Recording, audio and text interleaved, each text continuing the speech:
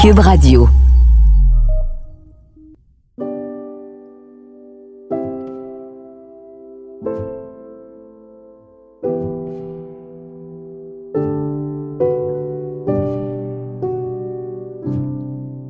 J'ai fait un humain, c'est des récits d'accouchement qui sont racontés sans filtre, sans censure.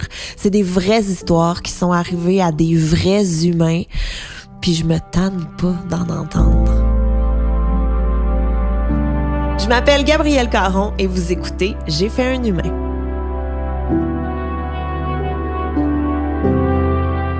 Aujourd'hui, je rencontre Geneviève Peterson, qui est auteure, chroniqueuse, animatrice à Cube Radio, et elle est venue me raconter ses 3 accouchements, 1 à l'hôpital et 2 chez elle. Premier bébé à 24 ans, tu sais, déjà, c'est une autre vie, 24 ans, là. C'est une autre dynamique, c'est une autre façon de voir la vie, c'est une autre phase, j'ai envie de dire. T'sais, moi, personnellement, je trouve ça jeune, 24 ans. Je me remets à 24 ans. Je me serais jamais vue avec un bébé, tu sais.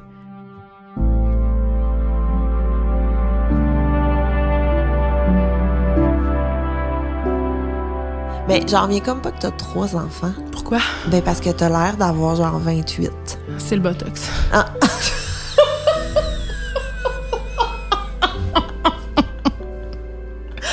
Mais ils ont quel âge, mettons, tes enfants? 15, 12 et 7. OK. Ouais, c'est ça. Ça fait pas de sens dans ma tête. J'ai pas l'air d'une mère. Non, vraiment pas. T'as l'air d'aller clubber dans le vieux, genre. Et que non. Vraiment pas. Elle m'a informée beaucoup. J'ai appris plein de choses, là. Moi, pour vrai, très naïvement, je pensais qu'accoucher chez toi, t'avais juste à dire « j'accouche chez moi », puis ça se passait. Fait que là, j'ai trouvé ça intéressant, tu sais, qu'elle me parle de justement, là, comment on se prépare, qu'est-ce qui est amené chez nous, les sages-femmes, est-ce qu'on les choisit, qu'est-ce qu'ils font. Tu sais, ils vont se préoccuper du couple, de la vie sexuelle. Les médecins, c'est rare, là, les médecins qui vont te poser des questions sur « fourrez-vous encore à 8 mois et demi ?» là. Non, effectivement, j'ai jamais entendu ça. Non.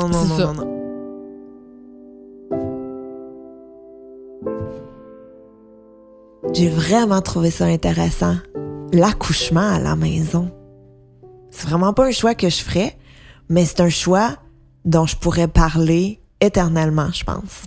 J'ai encore plein de questions. Je trouve ça plate qu'elle soit partie.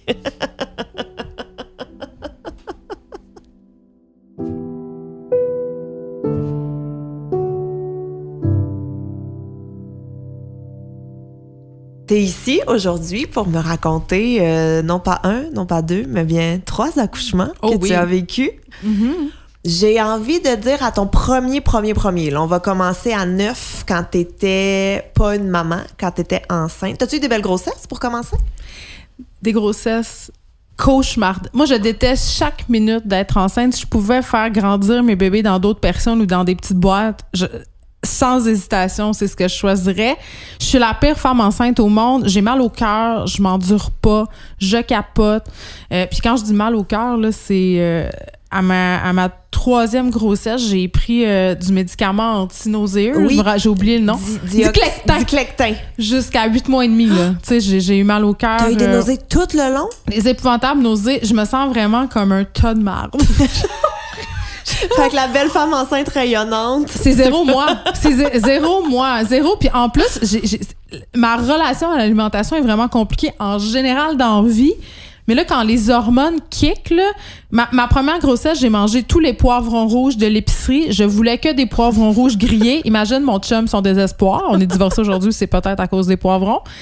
2e grossesse, c'était un thé vert, une espèce de thé vert. J'en faisais une obsession. Tous les dépanneurs autour me connaissaient. À un moment donné, je les avais tous vidés. Quand j'arrivais, le monsieur se sauvait. Il était comme, j'en ai pas. Puis j'en ai tellement bu que ça a déclenché. Il y avait du ginseng là-dedans, puis ça m'a fait contracter. Oh mon Dieu! Oui. Puis ma 3e grossesse, c'était les patates crues. J'avais une obsession patates crues. J'arrêtais pas de manger des... Je sais, c'est dégueulasse. Ben oui, il y a comme un...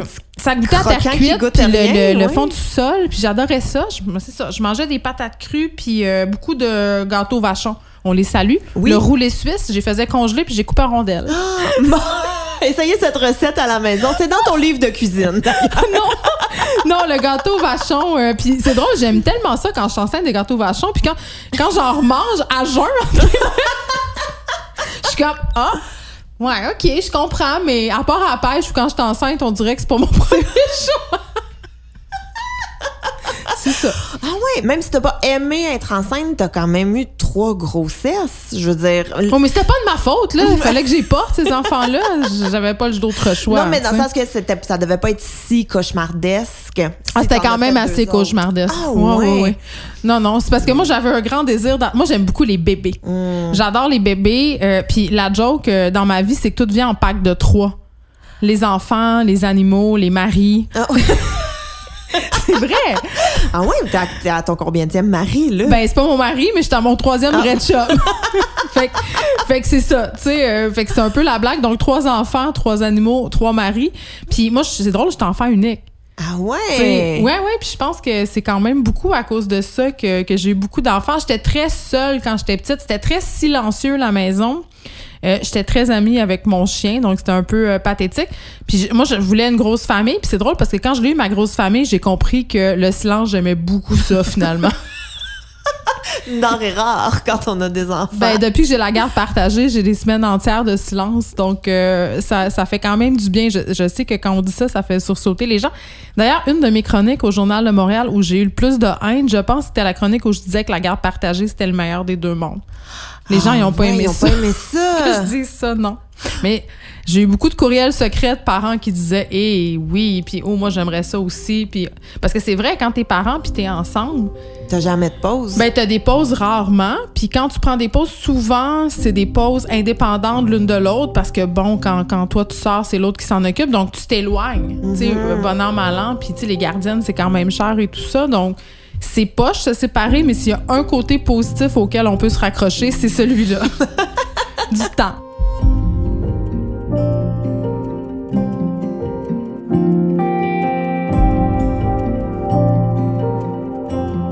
Puis, dis-moi, quand t'étais enceinte de ton premier, comment t'anticipais l'accouchement? Tu sais, c'était quoi ton accouchement idéal? Est-ce que tu t'es préparée? J'anticipais pas, j'étais juste en panique. Ah, OK. J'avais tellement peur d'avoir mal. Moi, j'ai une peur morbide des aiguilles. Premièrement, j'avais peur de la péridurale. J'étais jeune, hein, j'avais comme 24 ans quand j'étais enceinte de ma première fille. Puis j'avais aucune de mes amies qui pouvaient t'aider. Qui pouvaient m'aider, puis tout ça. Puis j'avais très peur de la douleur. Fait que quand j'étais arrivée à l'hôpital Saint-Luc, je voulais littéralement l'épidurale dans les yeux. Là. Il avait pu me l'injecter tout de suite. Puis l'infirmière était comme, non, mais attends. Puis il m'avait donné l'épidurale, mais j'ai fait une réaction allergique. Tu sais, j'étais comme dans Transporting quand ils s'enfoncent dans le tapis, là. Ouais. Mais ça, c'était moi parce qu'ils m'ont injecté du Benadryl après parce que je faisais vraiment une grosse réaction allergique. Mon Dieu. Ça pour te dire que j'avais peur que ça me fasse vraiment très mal. Et quand j'ai fini d'accoucher, ma mère m'a appelée et elle a dit, tu sais, je pouvais pas te le dire, hein, c'est vraiment pas le fun, hein. Tu sais, vous comprenez à quelle enseigne je logeais sur les accouchements. Ma mère pratiquait un régime de terreur, puis j'avais peur. T'as accouché à Saint-Luc? Ouais, avec des madames qui me criaient dans les oreilles qu'il fallait que je pousse comme quand j'allais à la selle. Oh mon Dieu Seigneur. OK. Arrivons au... mais là, c'est parce que t'en as comme 3. Puis je sais que des enfants, là, tu parles? Oui. Non, pas 3 selles. Mais... Puis je sais que tes 2 autres ont été en maison de naissance. Non, sont même... Non, 0 en maison de naissance. J'ai accouché chez toi? Chez nous, comme une Émilie Bordelot des pauvres. Comment ça? Parce que t'as pas eu le temps? Non, mais pas pourquoi t'es pauvre, là, mais... Comment ça, j'ai accouché chez nous? Ouais. Ben, en fait, j'ai été vraiment traumatisée de mon expérience d'accouchement à l'hôpital. Puis c'est pas parce que les gens qui travaillent à l'hôpital étaient incompétents ou que ça s'est mal passé. Là. Au contraire, moi, je suis une fille qui a foncièrement besoin d'intimité. Je me sens vite envahie. Puis évidemment, quand il y a des internes qui viennent te faire des touchés du col de l'utérus à tout bout de champ, tu sais... Je sais pas. Puis après, je me suis dit, je vais accoucher à l'hôpital avec une sage-femme. Mais là, c'est arrivé. Écoute, c'était le SRAS, OK? C'était le SRAS, l'épidémie de SRAS. Et là, à l'hôpital Saint-Luc, on était devenu une espèce de centre pour le SRAS. Puis t'avais plus le droit d'avoir de visite, plus le droit d'avoir rien. Fait que ma sage-femme m'a dit, mais tu pourrais faire le choix d'accoucher à la maison. Puis j'étais comme, t'es-tu folle, toi, chose? Tu sais, on va pas faire bouillir des gallons d'eau chaude puis faire brûler de la sauge. Elle dit, ben là, voyons, c'est pas de même, ça se passe. T'avais déjà des préjugés envers les accouchements à la maison. J'ai toujours des préjugés sur tout. Fait que finalement, elle m'a expliqué. Puis j'ai fait, oh mon Dieu, c'est la plus belle chose, je veux ça. Fait que j'ai pris cette décision-là. Comment on accouche à la maison, mettons? Qu'est-ce qu'elle t'a expliqué? Mais ça dépend. Là. La première affaire, c'est qu'il faut pas que ce soit une grossesse à risque. C'est-à-dire diabète de grossesse, tout ça, t'oublies tout ça. Ta grossesse est vraiment suivie de près. Puis 2 semaines avant l'accouchement, ils viennent t'apporter du matériel médical. Il faut savoir que les sages-femmes au Québec, ils ont 4 ans d'obstétrique à l'Université du Québec à Trois-Rivières. Il faut savoir qu'ils sont équipés pour intuber et la mère et le bébé. Il faut savoir que tu as des médicaments anti-hémorragiques dans le frigidaire chez vous au cas où il arrive quelque chose. Il faut savoir aussi qu'il faut que tu restes à tant de minutes d'un hôpital, que l'hôpital est au courant que tu accouches, qu'il y a possibilité que tu sois transféré et tout ça. Donc, c'est ça, il y a de la préparation. Ils viennent visiter ta maison là, pour voir si les civières d'ambulance peuvent passer. Non, là, c'est pas à la légère que tu fais pas ça à bonne franquette chez vous. C'est zéro à bonne franquette, là. Pas pantoute, là. Je me suis jamais sentie aussi entre bonnes mains et accompagnée de façon médicale que pendant un accouchement chez nous, là. Puis j'étais là, oh my God, il doit y avoir du sang partout comme dans Jason 1, 2, 3, 4, 5, 6. Puis j'ai rien vu, tu sais. En plus, le lendemain matin, il y a comme des aides à la naissance. Ils m'ont fait 2 œufs bacon. Je veux dire, je sais pas qu'est-ce que je peux demander de plus que ça, là. Wow! Non, c'était cool. Puis ils réveillent jamais le bébé quand ils ont des examens à faire. Ils reviennent. T'es comme, ils ont donc bien du temps, ces femmes-là, mais c'est ça qu'ils font dans la vie, tu sais. Ah, wow! Okay. Non, c'est extraordinaire. Sauf pour la douleur, je conseille à tous. Parce que tu peux pas avoir l'épidurale chez toi, tu sais. Ben non, tu peux pas avoir l'épidurale ni rien d'autre. T'as-tu fait venir comme un bain tourbillon? Je sais qu'il y en a qui peuvent installer comme des piscines. Oh non, moi, les salon. affaires de piscine, là, puis de baignade, d'accouchement, puis d'accouchement orgasmique, là, non. Moi, j'ai accouché... tu sais, j'ai accouché une fois presque par terre, parce que le bébé a failli tomber. Puis une autre fois dans mon lit, mais non, moi, je suis pas très piscine.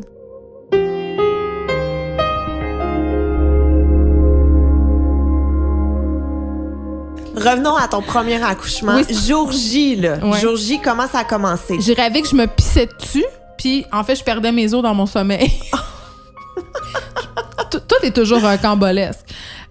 Donc ça, mon chum, il dormait, puis je me suis réveillée, puis j'ai dit, j'ai crevé les os, faut aller à l'hôpital. C'est ça qu'ils disent dans le livre. Fait qu'on est parti là-bas. Tu sais, moi, j'étais toute bien organisée, là, ma petite valise, les petites affaires, tout était prêt. Mais quand on perd les os, c'est vrai qu'il faut tout de suite aller à l'hôpital. Mais j'avais pas de contraction ni rien. Okay. J'avais juste peur de l'infection. J'étais comme, ils disent que ça peut infecter, là. Tu sais, je pensais juste à ça. Puis là, après ça, évidemment, j'arrive là, puis là, c'est sûr que je vais accoucher dans les 24 prochaines heures, puis sinon, ils vont me déclencher. Fait qu'il me faisait faire des longueurs de corridor puis d'escalier, puis je me rappelle que je voulais pas, tu sais, ça me tentait pas, moi, de faire ça. Fait que c'est ça. Ils m'ont donné du pitocin pour commencer les contractions. Puis ouais, c'est ça, voilà. C'est ça qui s'est passé.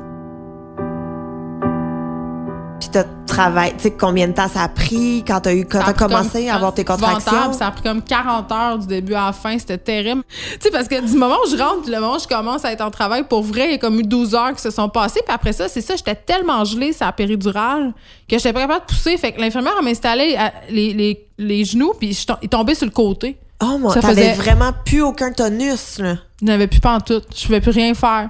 Fait que là, c'était drôle. Et là, attends, anecdote. Là, t'étais avec l'infirmière pis tout ça. Puis là, il donne l'épidurale, l'achat de Benadryl. Là, je tombe presque dans les pommes. Là, je dors toute la nuit, là. OK? Là, il y a quelqu'un qui me réveille et qui me dit, t'es à 10, faut que tu pousses. Je suis comme, pardon. Moi, je dormais. OK? Là, OK? Là, j'étais comme, de fait. Là, il rentre dans la chambre, les grosses affaires, les étriers, tout ça. Et là, le médecin rentre. Mais le médecin, Gab, là, c'est le plus beau gars que t'as jamais vu de ta vie, OK? Il est 10 fois plus beau que McDreamy et McSteamy réunis. Puis là, je suis comme, fuck off! Pourquoi?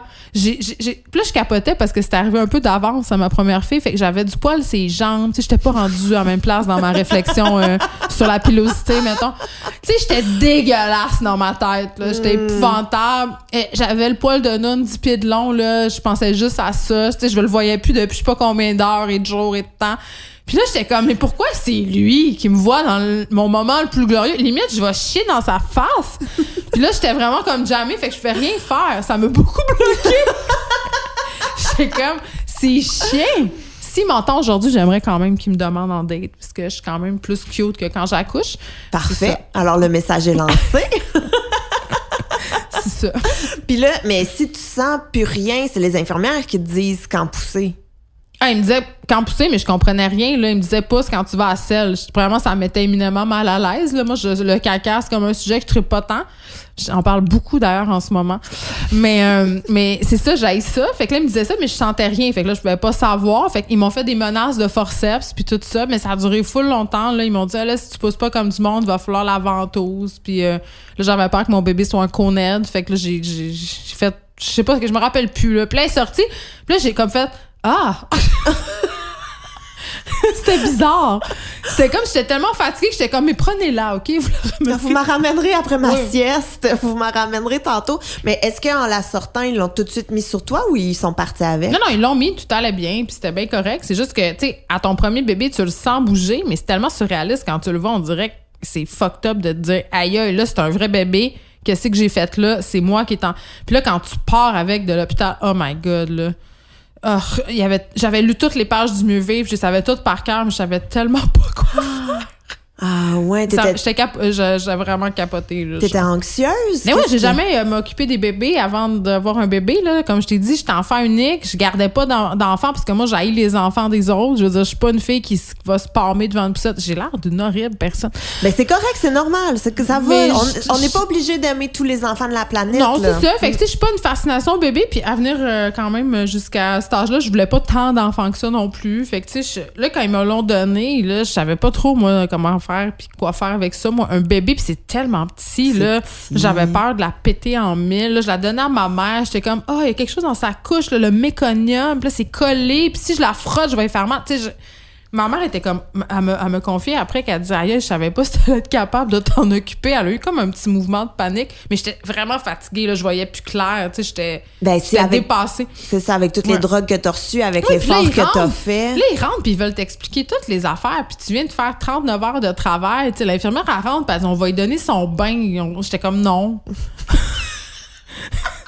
C'est ça. Tu sais, puis il y a une pression aussi de l'allaitement. Moi, je voulais tellement allaiter, puis tout ça. Puis, tu sais, je pleurais parce que là, ça marchait pas. J'étais pas capable. Jusqu'à temps qu'il y ait une infirmière, genre de l'âge de ma mère, qui rentre dans la chambre, qui fasse, là, on va se calmer ici, là. Hein? Là, tu vas te prendre le sein comme si c'était un gros hamburger, puis tu vas y donner. Là, tout a débloqué en moi quand elle a dit mot hamburger, puis ça a marché. Je sais pas pourquoi. Mais c'est vrai. Fait que non, j'ai pas tant apprécié mon expérience d'hôpital à ce niveau-là. Puis est-ce que tu te souviens, mettons, quand ton bébé il est né, là, quand il est sorti de toi, puis quand ils l'ont mis sur toi, tu sais, mis à part le « reprenez-la », est-ce que tu as été tout de suite en amour avec elle? Ben non, ou ça t'a pris un temps? Ben j'étais pas... Tu sais, je l'aimais pas, puis je l'aimais pas non plus. Tu sais, c'était plus... de la surprise, mais pas de la surprise de façon négative, mais c'était vraiment surréaliste, tu sais, parce que c'est un être humain, c'est toi qui l'as fait, là, faut que tu t'en occupes, elle est sur toi, ça fait 9 mois que tu l'imagines, tu sais, que tu anticipes ce moment-là, puis ça se passe nullement comme, tu sais, tu l'imaginais, puis tout ça. Mais très, très vite, là, tu sais, je veux dire, dans le sens où la journée même, je capotais, là, je l'aimais, même ça avait l'air d'un petit oiseau mort. C'est vrai quand ils ont pas beaucoup de cheveux puis qu'ils sont comme terrible, tout ratatinés. Non, elle avait l'air d'un bébé oiseau. Elle était épouvantablement laide, mais belle. Tu sais, je veux dire, moi, je la trouvais incroyable. Mais c'était un beau bébé, mais en tout cas, tu comprends? Là? Je comprends. Ils ont l'air d'une vieille patate.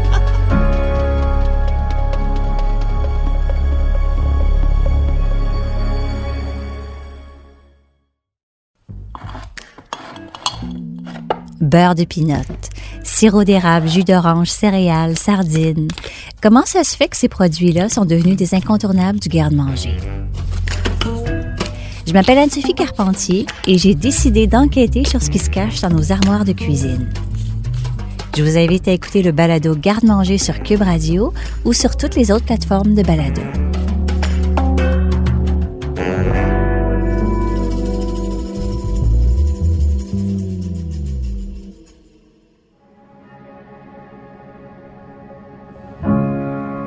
Fait que ton premier bébé à l'hôpital, épidurale, tout était à l'hôpital. Et là, le deuxième. Ah oui, je l'ai eu en écoutant Le Parrain 2, le 26 décembre. Ouais. J'écoutais Le Parrain 2 parce que mes films de Noël préférés, c'est Parrain 1, 2, 3. OK. J'écoute toujours ça avec Maman, j'ai raté l'avion et Love Actually. Mais Maman, j'ai raté l'avion, c'est très important d'écouter en version française. Ben oui. Donc, Parrain 2, et là, je commence à avoir mal au ventre. Puis comme c'est mon deuxième enfant, je sais que c'est des contractions qui sont sérieuses. Donc, je décide d'aller dans le bain, puis je dis à mon chum, appelle la sage-femme, je vais accoucher. Puis là, tu sais, moi, dans la vie, j'exagère un peu, là. Mettons, je suis un peu drama queen. Non, c'est vrai? Fait que ma sage-femme a dit à mon chum, ben là, ouais, tu sais, on va diviser par 2. Ben, peut-être même par 4. Oh, OK. Puis là, j'ai fait, je me rappelle, j'étais dans le bain à 4 pattes, puis j'ai fait, là, dis qu'elle s'en vienne. Puis là, dans le fond, ce qu'elle essayait de faire, c'était de voir le moment où j'étais pas capable de parler. Fait qu'elle me faisait enrager un peu. Puis après, elle m'a tout raconté ça. Puis elle a compris que c'était vrai. Fait qu'elle a enlevé son manteau. Puis elle a même pas eu le temps d'enlever son manteau. Je suis sortie du bain, j'étais allée dans mon lit, elle a enlevé son manteau. J'ai pété les os. Elle en a eu partout sur son manteau. Je suis désolée, son manteau, c'est ça qui est scrap. Puis Sophie, elle est descendue comme dans une glissade d'eau. Du moment où j'ai appelé la sage-femme, puis le moment où elle est née, ça a pris 1h13 minutes. Oh mon Dieu! Oh mon C'est ça. Dieu! Ça, c'est genre Brossard-Montréal quand il y a du trafic, là. Ben, C'est c'est ça. tellement rapide. Fait que là, ça l'a fait excessivement mal, mais ça a duré tellement pas longtemps que j'étais comme, mon Dieu, accouchement de rêve. C'est comme, jamais tu les reçois dans 7 jours. Moi, je fais des poches très épaisses.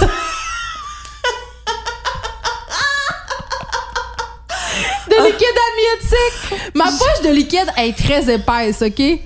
Non, mais pour vrai.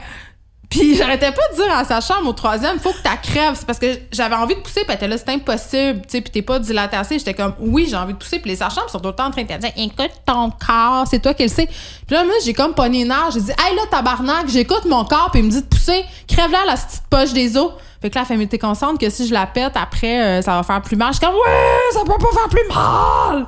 Fait qu'elle a pété, puis Ernest, mon fils, est né, même chose que sa sœur, en glissado, j'ai passé de 6 à 10 en 1 minute. Il a failli naître dans la toilette, pour vrai, parce que j'étais en train de marcher de la toilette à mon lit, tu sais, en tout cas. Fait qu'il est né dans le couloir. Non, il est né dans le lit, mais de justesse.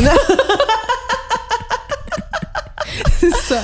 Oh mon Dieu! Ouais, mais ça a été long, le 3e, justement, parce que la poche des os, on a attendu trop longtemps avant de la casser. Puis comment ça l'a débuté, ton 3e? T'étais chez toi encore, t'écoutais... Ah, j'étais full en retard, là. Qu'est-ce que j'écoutais? Je pense que j'écoutais Denis Lévesque.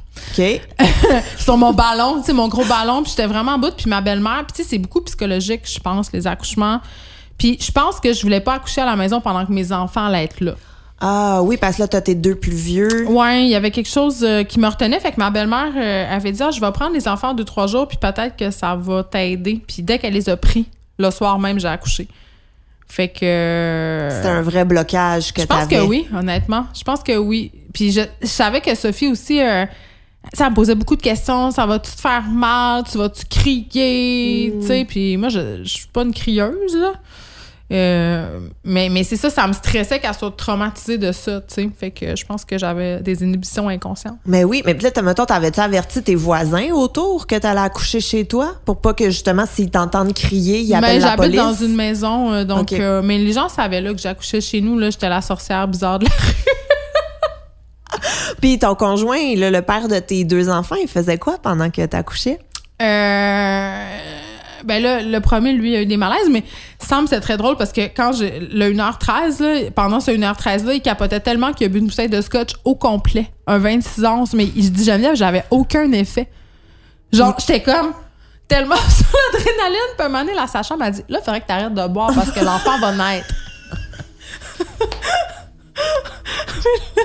il était stressé, puis il se faisait des petits shots, puis il en offrait à sa sage-femme. Elle était là, ben voyons, tu sais. Oh mon Dieu! Oh mon Dieu, Ouais. mon Dieu! Fait que toi, t'étais dans le bain, puis lui, il était assis. Non, mais lui, réalise que c'est à 1h13 que tout ça se passe. Oh Fait que, mon Dieu! tu sais, on écoute le parrain, un verre de scotch, quand tout à coup, j'ai l'enfant, puis il n'y a plus de scotch dans la bouteille. 1h13.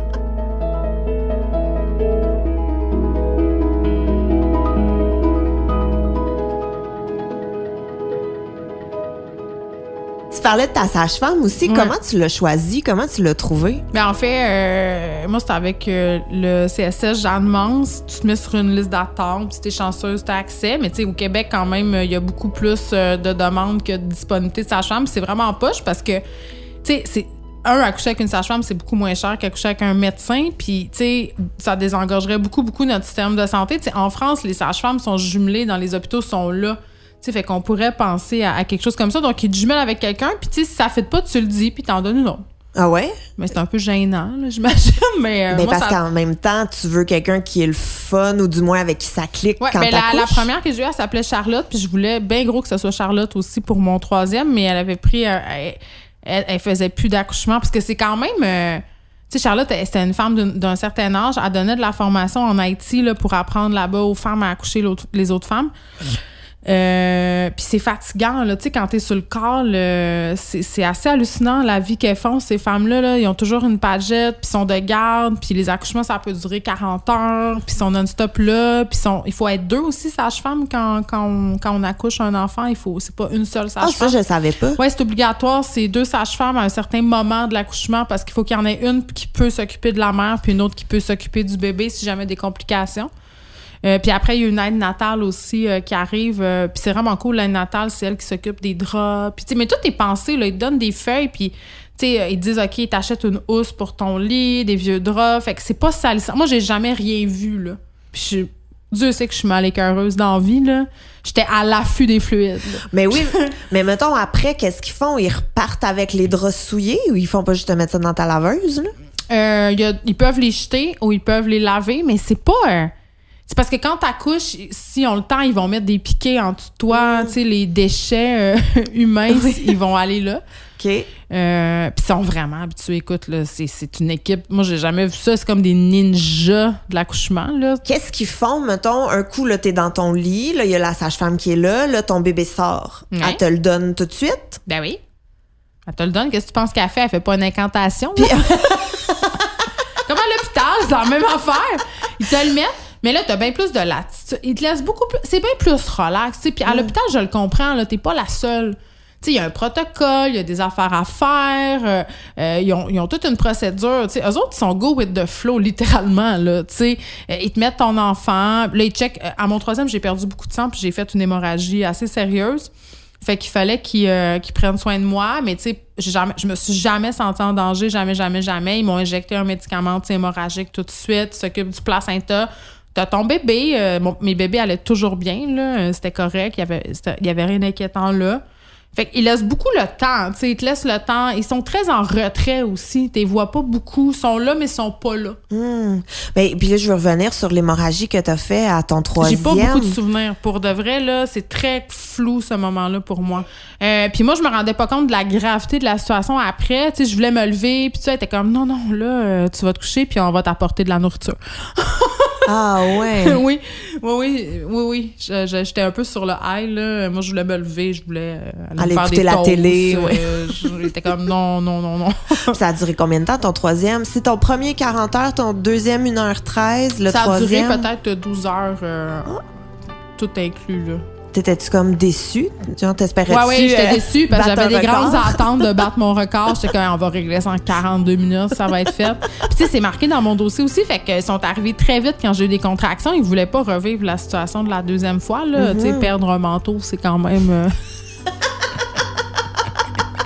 Tu as-tu payé le nettoyage après? Je sais pas. On avait dit que c'était un vieux manteau puis qu'il y avait des. J'étais super mal à l'aise.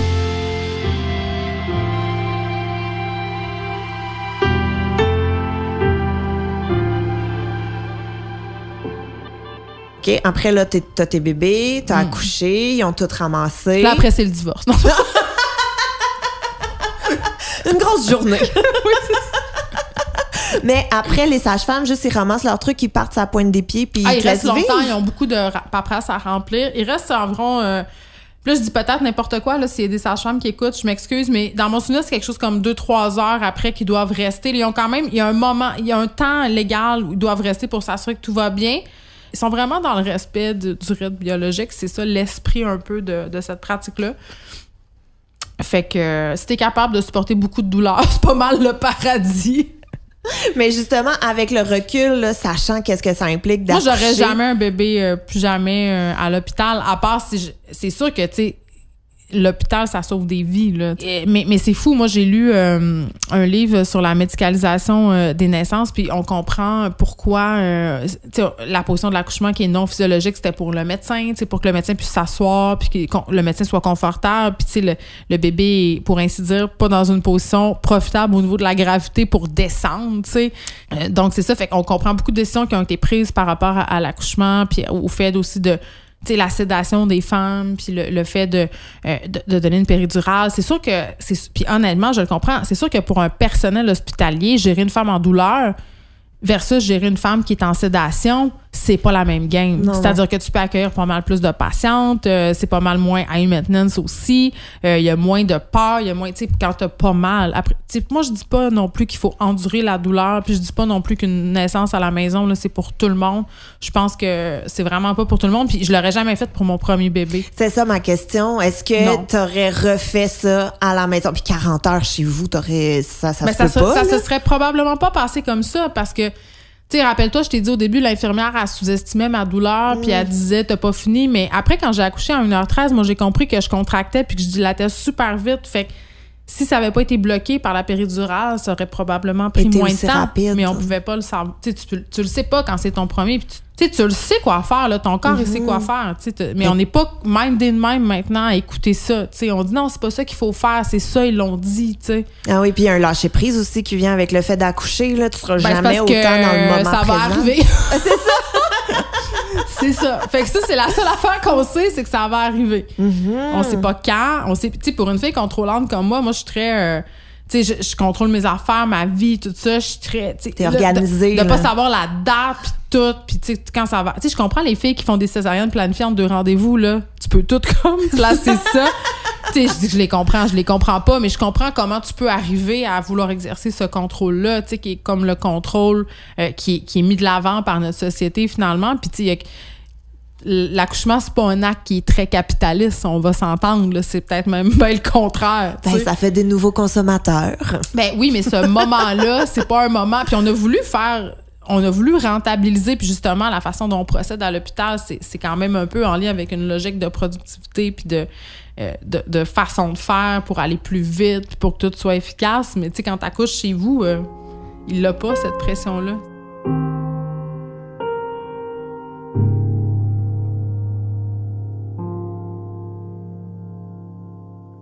Puis qu'est-ce que tu aimerais dire, mettons, en terminant, là, aux femmes qui vont écouter notre balado, qui sont mamans ou peut-être qui vont passer par là bientôt, ce serait quoi la chose que tu aimerais leur dire, la sagesse que tu aimerais transmettre? J'haïs tous les conseils de mère, donc j'en donnerai pas. Mon seul conseil, ça serait de pas écouter les conseils, puis de s'écouter soi, puis c'est vraiment difficile. C'est vraiment difficile. On sait qu'est-ce qui est le mieux pour nous. Puis on sait qu'est-ce qui est le mieux pour notre famille, puis il n'y a pas un modèle de famille, puis il n'y a pas un modèle de mère, puis il n'y a pas un modèle de couple, puis il n'y a pas un modèle de bébé. Fait que c'est le fun de lire des livres, puis parler avec d'autres mères, mais à la fin de la journée, là, chez vous, c'est toi qui prends les décisions, donc fuck les conseils. J'endose à 100% ce conseil. Ça va être le slogan du balado, je pense. Fuck les conseils! Non, mais ça sert à rien, tu sais. Je veux dire, comment je te dirais? Ah, mais là, si tu fais ça, il va faire ces nuits.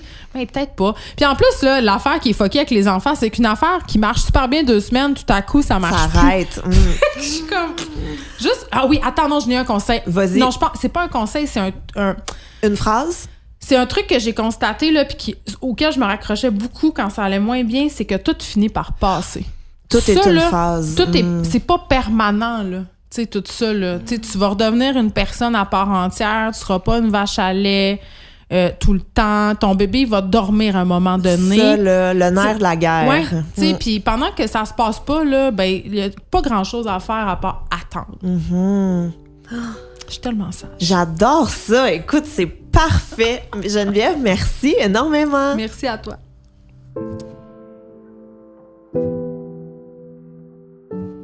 Je peux pas croire. J'ai des frissons. J'ai des vrais frissons. Filme mes frissons. On est juste en audio. Tu peux pas les filmer. C'est la fin de la saison 2. Je suis excessivement émue. Je me sens aussi très, très, très, très, très choyée. J'aimerais dire un gros merci à l'équipe. Donc, Anne-Sophie à la réalisation, Étienne de chez Cube Radio, Christine, ma gérante, qui m'a aidée à booker les mamans. Puis j'aimerais aussi remercier les mamans parce que à chaque fois, là, j'en reviens pas. J'en reviens pas qu'elle s'ouvre à moi comme ça. Vous êtes d'une générosité incroyable. Merci. Puis là, je m'adresse autant aux invités que j'ai reçus en studio, autant qu'aux mamans qui viennent m'écrire sur les réseaux sociaux, parce que des messages, là, j'en ai reçus sur Facebook, Instagram. Vous m'avez écrit. Je vous ai toutes lues. J'ai essayé de répondre à tout le monde. Je crois que j'ai réussi à répondre à tout le monde. Merci. Pour vrai, j'en reviens pas de votre générosité puis de votre confiance aussi. Et on se dit à très bientôt.